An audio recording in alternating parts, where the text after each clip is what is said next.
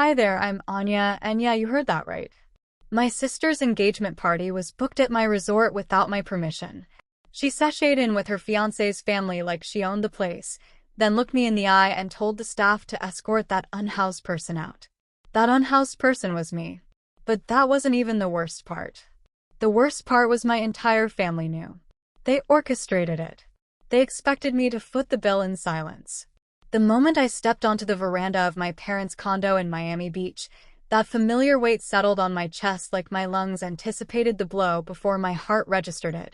It was late July, sweltering with the scent of frangipani and saltwater hanging in the air. I hadn't been home in almost 6 months, not because I was swamped, but because I knew precisely how it would unfold. My mother greeted me with that practiced smile, the one that didn't quite meet her eyes. "Anya, darling, look at you." Still favoring Navy him, she chirped, kissing the air near my temple. "You know, a splash of color wouldn't hurt." I managed a weak chuckle. "Hi, Mom." Dad was already at the breakfast bar, halfway through his Cuban toast, eyes fixed on his tablet like it held the key to global peace if he just concentrated hard enough. And then there was Serena. She was sprawled on the chaise lounge like she was posing for a magazine spread, draped in a silk kaftan I was certain she hadn't purchased herself. Her lips curved into that self-satisfied smirk I'd spent my life resenting. Well, she drawled, rising to her feet. "Miami's elusive businesswoman graces us with her presence.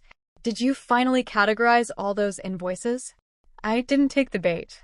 I simply nodded and took a seat opposite her. The table was set with our mother's finest Versace china, reserved for holidays, interventions, or announcements. That should have been my initial warning. Breakfast commenced awkwardly. Mom complimented the humidity, Dad grumbled about traffic on I-95, and Serena uploaded a story mid-meal, her phone strategically angled to exclude my face.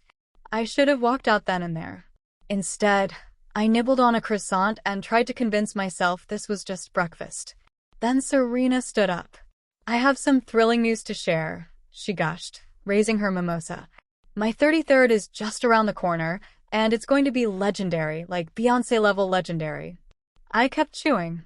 "I've discovered the ultimate penthouse at the Icon Brickell. There's a caviar bar, a live DJ, drone light show, a vintage Rolls-Royce. Think Monaco, but with better views." She paused for dramatic effect. "Total investment, just shy of $175,000. I nearly choked. I placed my glass down carefully. She didn't even blink. "And you," she declared, pointing directly at me, "get to orchestrate it. Come on, sis, it's not like you're doing anything groundbreaking with your fortune." The room fell silent. Even the whirring of the ceiling fan seemed to diminish. I glanced at Mom, anticipating her intervention. Instead, she tilted her head. "Sweetheart, it really would mean the world to your sister. You've been so fortunate lately. Isn't it time to share a little of that abundance?" Dad continued to eat, didn't look up, didn't utter a word. That's when it dawned on me. I wasn't family. I was the funding source. I tried to swallow my mounting anger, but it tasted like betrayal. I excused myself from the table before I uttered something regrettable. Later, back at my condo, I sat at the kitchen island with a glass of Sauvignon Blanc and tried to erase the evening from my memory. My phone vibrated. It was Chloe, my general manager and the only person in my life with a reliable intuition. "Check Serena's Insta story." I opened it. She'd posted a reel, a side-by-side comparison. On one side, her clinking champagne glasses with her event coordinator. On the other, a video of my Tesla Model 3 pulling into my building's garage, slightly dusty from the recent road trip. The caption, "When your affluent sister lives like she's in hiding." The comments were already flooding in. At least she's not trying to be someone she's not. That apartment screams minimalism. Oh, she drives that. I stared at the screen, my jaw clenched so tightly I feared my teeth would crack. I wanted to lash out. I wanted to tell every single commenter precisely what I had built, what I possessed, how I had financed it all with my own 2 hands. But I didn't. I simply stared. She thinks this is about an engagement party. She has no idea what she has just ignited. 48 hours passed. I didn't return a single call, didn't respond to any messages from my family. Chloe offered to confiscate my phone and toss it into Biscayne Bay, and frankly, I was tempted. Instead, I silenced notifications and immersed myself in zoning regulations and financial projections. My hands were busy, but my chest remained tight. The video was still circulating, still accumulating likes, still being shared by strangers who found it amusing that I drove a 5-year-old car and didn't flaunt my wealth like I had inherited it. "She's not going to let this go," Chloe said, tapping her pen on the conference table.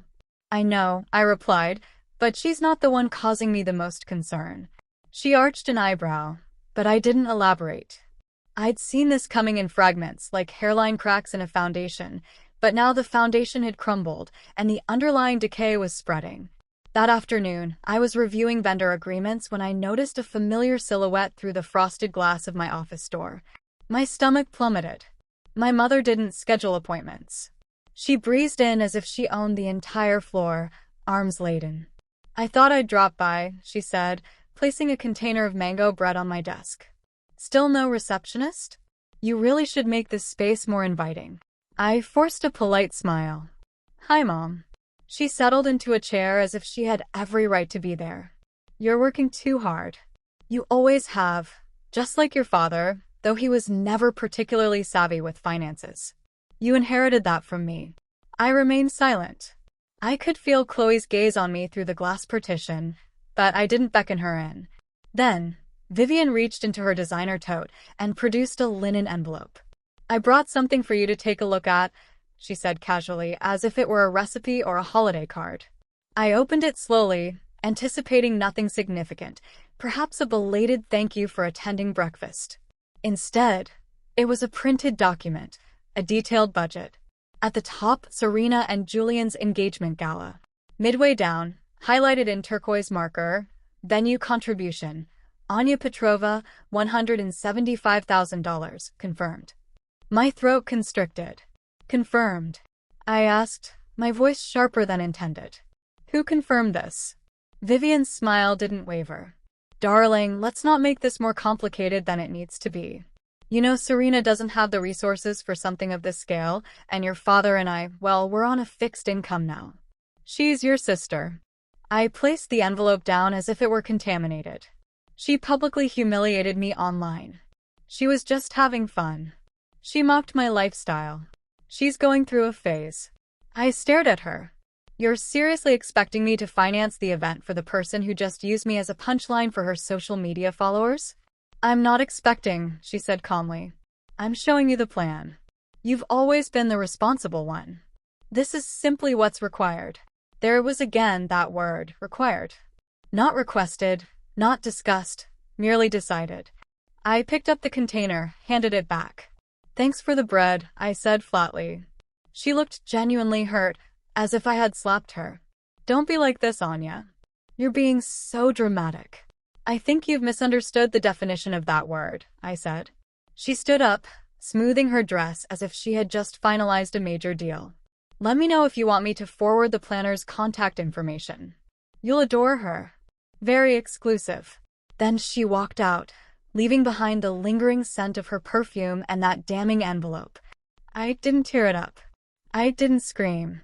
I walked to the window, gazed at the bustling street below, and felt my jaw tighten involuntarily. They hadn't even asked. They had simply assumed I would pay for their silence. I stood there for what felt like an eternity, frozen before the window, observing nothing in particular. The sun was beginning to set, but I didn't notice until the light had completely faded. Eventually, I turned off the lights, walked through the silent condo, and found myself in the kitchen. The mango bread remained on the counter, wrapped in plastic wrap as if it were some sort of peace offering. I stared at it as if it might suddenly move or speak. My mother baked that same recipe when I was recovering from chickenpox as a child. I used to think it symbolized love. Now it felt like a warning label wrapped in sweetness. I poured a glass of wine, opened my laptop, and attempted to focus on anything other than them. Lease agreements, property upkeep notes, payroll, anything. But my hands remained still. My eyes simply stared at the illuminated screen until the letters blurred. That's when the memory surfaced. I was 10. Hospital bed. Thin white sheets. Machines beeping softly beside me. The beeping was incessant. I had contracted some virus that kept me hospitalized for over a week, and Mom never left my side.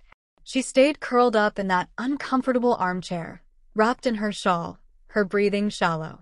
"You're the reason I'm strong," she whispered one night, stroking my forehead. "You saved me from myself, Anya."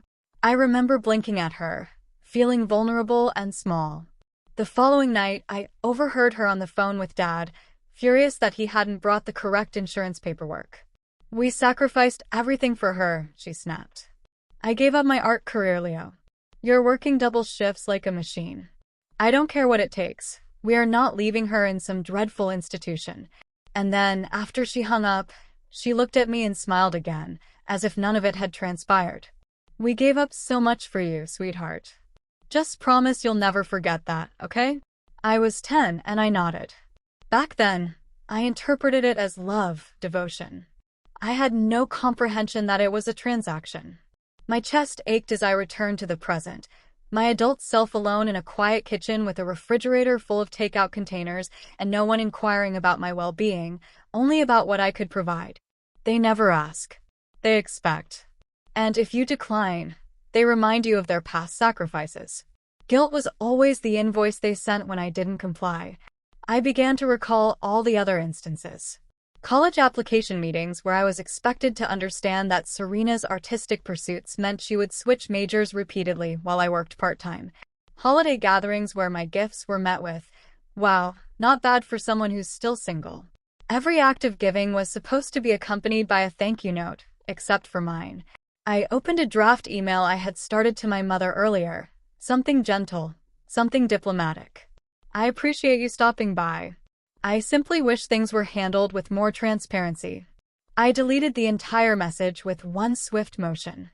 Then I walked to the refrigerator, opened it, and slid the mango bread inside, right between the frozen shrimp and a dusty bottle of tequila. I closed the door without hesitation. "I am not your debt to collect," I whispered. "I am not your redemption story." I didn't cry. I didn't smile either. But for the first time in a long time, I felt a sense of solid ground beneath my feet. I used to believe that being needed equated to being loved. Now I am not so certain. The following morning, I was back at my desk downtown, early as usual, even before the Cuban coffee cart on the corner started brewing. I hadn't slept soundly, but I didn't feel weary.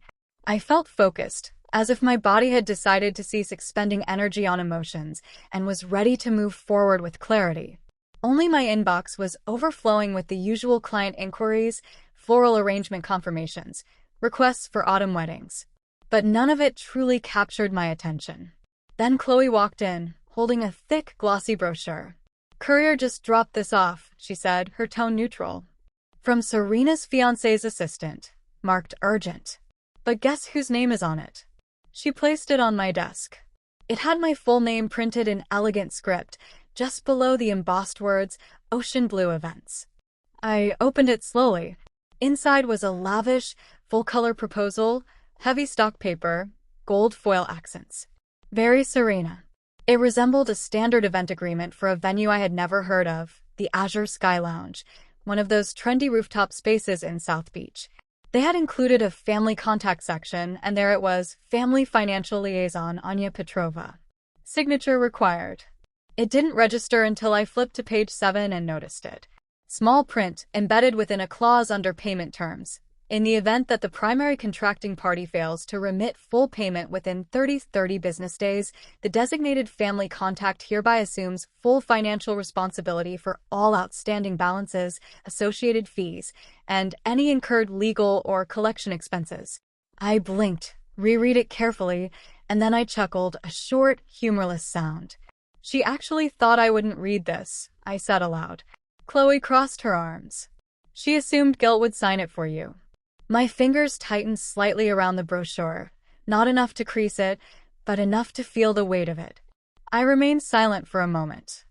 I didn't need to say anything. I slid the entire proposal into my bottom drawer and mentally labeled it, Exhibit A. "You know," I said, "if she invested this much energy into managing her own finances, she wouldn't need a backup ATM with my face on it." Chloe raised an eyebrow. Want me to shred it? Nope. Let her wonder. I opened my email, composed a new message, and addressed it to Ocean Blue Events Assistant. No salutation, no warmth. Subject: regarding event proposal. Body: we do not process agreements submitted through emotional manipulation. All future correspondence must be directed through our legal counsel. Unsolicited proposals will not be acknowledged. A. Petrova. I clicked send. Then I opened my digital calendar, scrolled to the following week, and created a new recurring appointment. Title: Monitor Family Finances, Serena. I stared at the screen for a few more seconds, then whispered to myself, that's the last time they catch me off guard. This wasn't heartbreak. It wasn't betrayal. Not anymore. This was business. And in business, I don't yell. I won't yell.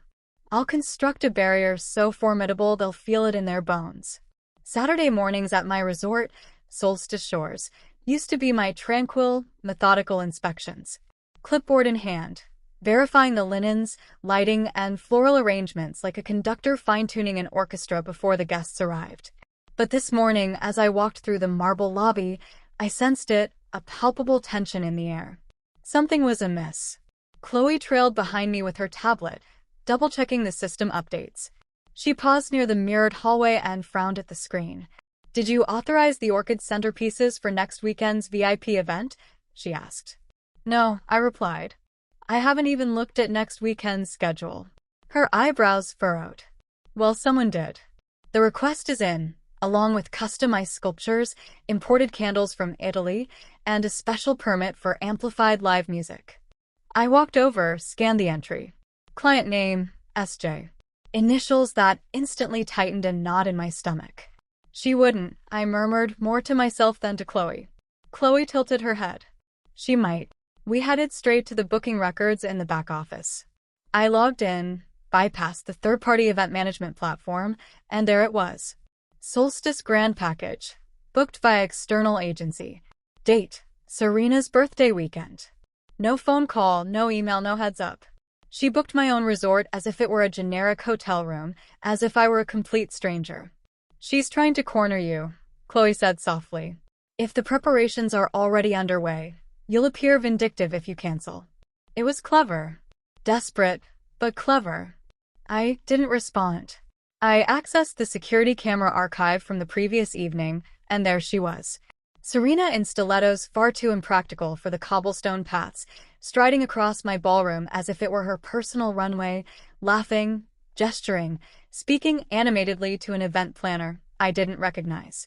Her hands moved dramatically as she pointed towards the oceanfront terrace, spinning in a full circle to showcase the vibe. She's acting like she already owns the damn place, Chloe muttered. I leaned back in my chair, crossed my arms. My eyes remained glued to the screen. She thinks I won't confront her publicly. Chloe remained silent, knowing better than to interrupt that kind of stillness. She believed this was a game of social perception, appearances, and subtle aggression.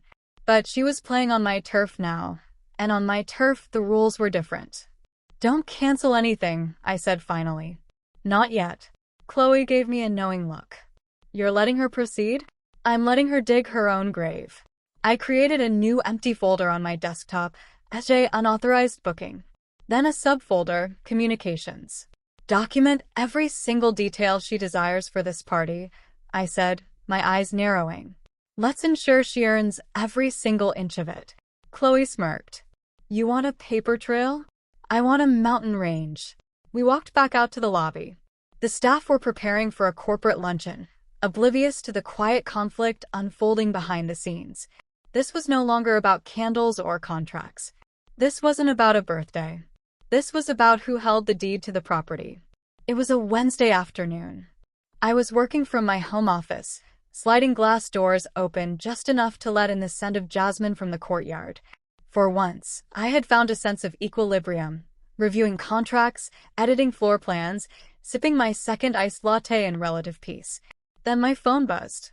Chloe, you might want to check ballroom camera too. It's happening. I didn't ask for clarification.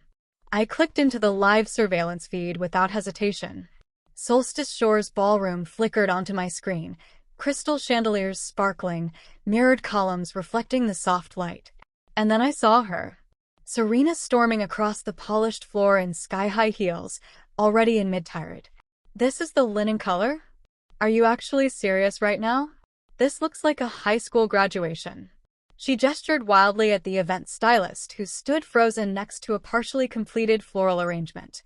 The florist beside her winced as Serena ripped a calla lily from the display and tossed it onto the floor. You call this premium? This is depressing. My followers are going to roast me for this. A young server walked by, carrying a tray of canapes. Serena snapped her fingers. Hey, tray girl. That's not the appetizer I approved. I swear, is anyone here competent? The server paused, startled. English was clearly not her first language. She offered a hesitant smile and continued on her way. Serena rolled her eyes dramatically. Unbelievable. You let amateurs run this place. And then she did it. She snatched a clipboard from a nearby table, scanned it briefly, and slammed it down so forcefully that it flew off and landed with a loud thud on the marble floor. I didn't flinch. I didn't even blink. I simply observed. That's when Chloe stepped into the frame, calm, posture erect, expression unreadable. This is a private resort under contract, she stated clearly, her voice cutting through the commotion like a razor. Our team deserves to be treated with professional courtesy. Serena turned slowly, her eyes assessing Chloe as if she were an insect on a windshield. Oh, please spare me the lecture. Do you even know who I am? Chloe didn't hesitate. Do you? For a brief moment, the room fell silent. Serena scoffed and turned away, muttering something about incompetent staff and having my attorney on speed dial. But I wasn't listening to her anymore. I had heard everything I needed. I leaned back in my chair, watching the final seconds of the footage as Serena stormed out of the frame. I clicked rewind and played it again. And again. Her voice, her face, her blatant entitlement, all captured on video. I minimized the video and opened a folder already prepared on my desktop. Incident report. Inside was one file, Guest Conduct Policy Section 4.1, grounds for termination and exclusion. It was crystal clear. Hostile behavior towards staff, defamation of property, willful disruption of operations. All of it. Every single violation. I clicked and dragged the video into the folder.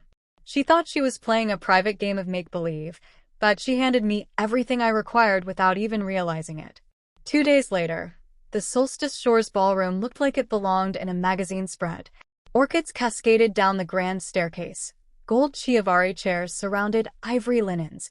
The chandeliers shimmered as if anticipating the events to come. Serena glided through the arched entrance like a movie star on a premiere night, all graceful sway and airy laughter. Julian trailed behind her, quietly attentive but somewhat detached. His parents, Eleanor and Walter Sterling, walked with measured, deliberate steps. You could tell they were the kind of people who evaluated spaces by the quality of the light and the acoustics. Serena pointed at the panoramic windows overlooking the ocean. Isn't this breathtaking? It exudes sophistication. From my office overlooking the ballroom, I monitored everything through the security feed. Chloe stood near the entrance, greeting them with impeccable professionalism. She glanced up briefly towards the camera and gave the slightest of nods. Showtime. I adjusted the lapels of my charcoal blazer, straightened my posture, and waited. Down below, Serena launched into one of her self-congratulatory narratives. The lighting fixtures? Imported from Venice, custom-designed. The owner caters to a very discerning clientele, highly exclusive. Eleanor tilted her head. And who is the owner? Serena's smile was a touch too wide. We have connections. Walter folded his hands. So you don't actually know? Before she could stammer out another evasive answer, Chloe stepped forward and tapped a button on her tablet. The background music faded out. A hush fell over the room, and I began my descent. My heels clicked against the marble steps, steady and resonant. Every head turned.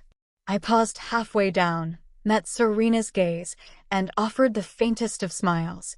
Then I continued my descent. Welcome to Solstice Shores, I said, extending my hand to Eleanor. I'm Anya Petrova, the owner and managing director of this resort. Walter blinked.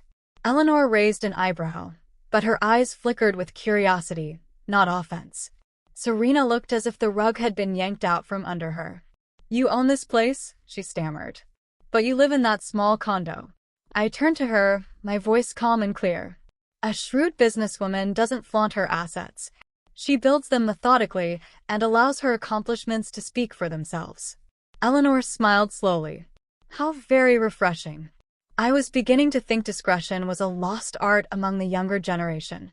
Walter nodded approvingly. "Impressive, Ms. Petrova. Very impressive." Julian looked at me with a different kind of expression now. Not pity, not confusion, but respect. Serena stood frozen, her mouth slightly agape, attempting to formulate a response. Nothing came. I didn't gloat. I didn't lean in. I simply turned to Chloe. "Please escort the Sterlings to the beachfront veranda," I said. "I'll join them momentarily." Chloe nodded and gestured elegantly towards the glass doors. As they moved, Serena lingered behind, her breathing shallow, fists clenched. I didn't even glance at her as I passed. For the first time in my life, I didn't need their applause. I commanded the room. We moved through the veranda slowly, deliberately, and with an air of composure. The Sterling family admired the oceanfront views with a practiced elegance, nodding thoughtfully, speaking sparingly. Eleanor drew me aside near the infinity pool as Serena tried and failed to interject herself into the conversation. "You built all of this?" Eleanor inquired. "From the ground up," I confirmed. She took a breath and gave me a look that only women with significant experience know how to give, an assessment and an affirmation rolled into one. "You are precisely the kind of woman our family respects." Serena's voice echoed from behind us.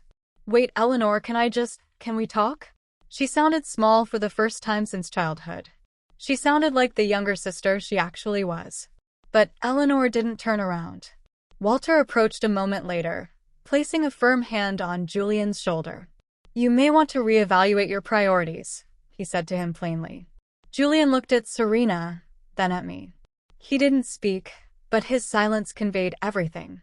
It was a silence that didn't protect her. It exposed her.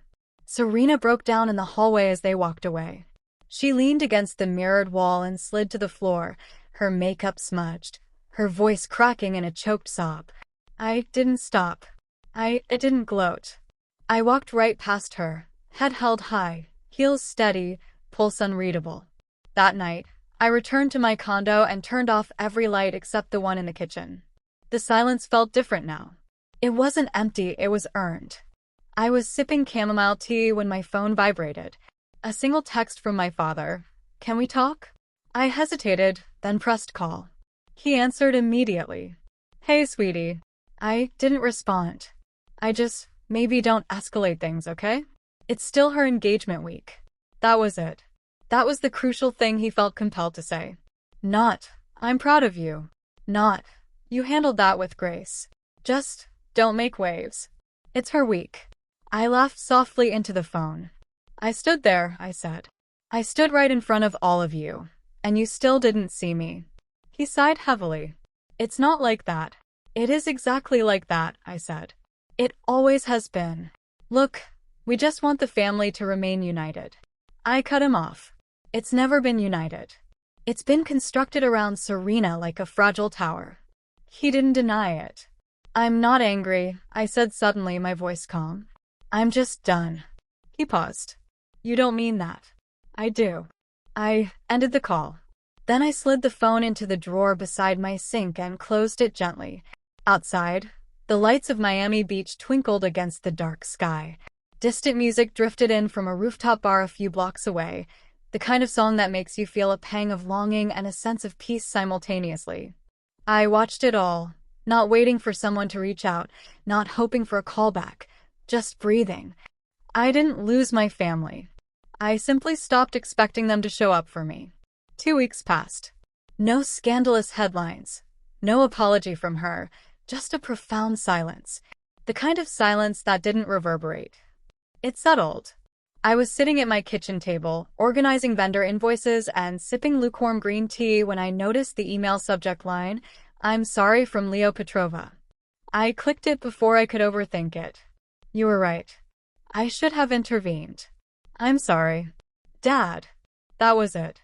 No excuses, no passive-aggressive remarks, no, but you know how your sister is. Just a single sentence. Belated, but sincere. I read it 5 times. Then I deleted it. But a genuine smile touched my lips as I did. Solstice Shores hadn't slowed down. If anything, it was thriving. We had 4 weddings booked for the upcoming month, 3 corporate retreats, and a high-profile charity gala that had local society pages buzzing. Chloe was now fielding inquiries from event planners in 5 different states. She walked into my office with her ever-present tablet. "We have a request from Eleanor Sterling's niece," she said, tapping the screen. "She specifically asked for you." "Of course she did," I said. "We'll take excellent care of her." And I meant it. That same day, my phone illuminated with a push notification from a luxury lifestyle blog. High-profile engagement party canceled. Ocean Blue Events denies involvement. Speculation swirls. And then, are these lavish celebrations just a facade? The implosion of an influencer brand. They didn't mention her name directly, but I didn't need them to. Later that evening, out of sheer curiosity, I checked Serena's social media. Her latest video was still online, but the vibe was completely different. Subdued lighting, no filters, no background music. Comments were disabled. She stared directly into the camera for almost 3 full minutes before speaking. I didn't watch the entire thing, not because I couldn't, but because I didn't need to. There was no satisfaction, no anger, no lingering resentment in my chest, just a sense of calm. I closed the app, placed my phone face down on the table, and walked out onto my balcony with a glass of iced tea. The evening air was warm, bathed in the golden hues of the setting sun. The city sounds were a low hum in the distance, punctuated by the gentle rustling of palm fronds in the breeze. I drove past my parents' condo that morning, slowed down for a fleeting moment, didn't stop. Not out of bitterness, but because I no longer felt that familiar pull. I used to believe that peace arrived when people offered apologies, when the scales of justice finally tipped in your favor, when the wrongdoers were exposed and the family acknowledged their mistakes. But peace is far quieter than that. Peace is walking away when no one asks you to stay. Peace is deleting the message without feeling the need to respond.